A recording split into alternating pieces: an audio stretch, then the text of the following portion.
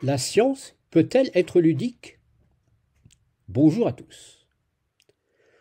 Depuis les années 70, au moins, les enseignants se sont engagés contre l'échec scolaire en mathématiques et pour essayer de récupérer des esprits un peu hors normes qui auraient été rebutés par l'aspect froid et formel de l'enseignement mathématique.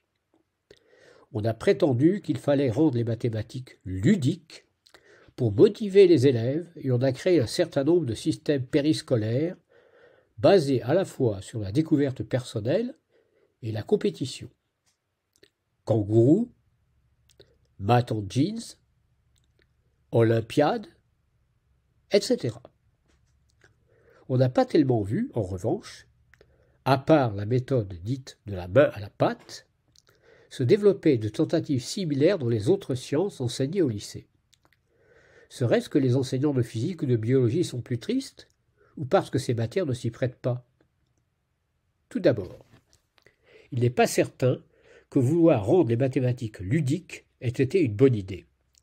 Cela a pu conduire à des malentendus et même déformer certains esprits. Si au niveau des petites classes, il n'est pas mauvais de considérer les mathématiques comme un sport cérébral, dès qu'on utilise les connaissances pour résoudre de vrais problèmes en sciences, l'outil redevient assez vite austère et la fantaisie n'est plus de mise. Et pour ceux qui deviennent professionnels de la science, cela peut impliquer une forme de désapprentissage. Ils peuvent avoir l'impression d'avoir perdu leur temps, puisqu'en général ils étaient eux-mêmes curieux d'apprendre, sans qu'on ait à les forcer. Quant à ceux pour lesquels les mathématiques sont rangées avec les innombrables choses qu'on n'utilise plus jamais après l'école, n'est-il pas à craindre qu'ils gardent une image complètement perverse de cette discipline? Ils ont peut-être dû faire semblant de trouver drôle des choses qui ne les amusaient pas du tout. Comment vont-ils alors pouvoir aider leurs enfants si ceux-ci ne s'y intéressent pas non plus? Mélanger magie et compétition n'a de sens que pour ceux qui maîtrisent les codes. Revenons à la science, la vraie. La différence avec les mathématiques, c'est que la créativité y est motivée par le besoin de résoudre des problèmes concrets.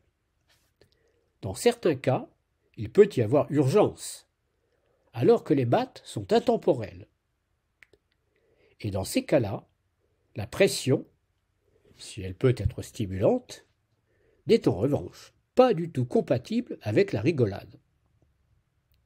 C'est pourquoi je suis personnellement un peu inquiet de voir se développer, dans certains domaines de la science, et surtout au niveau de la communication sur le web, une attitude qui rappelle un peu l'art pour l'art des mathématiques abstraites, cette attitude pouvant donner au grand public l'impression que les chercheurs s'amusent entre eux à des jeux dont ils ont créé les règles, au lieu de rechercher une vérité objective qui concerne le monde entier.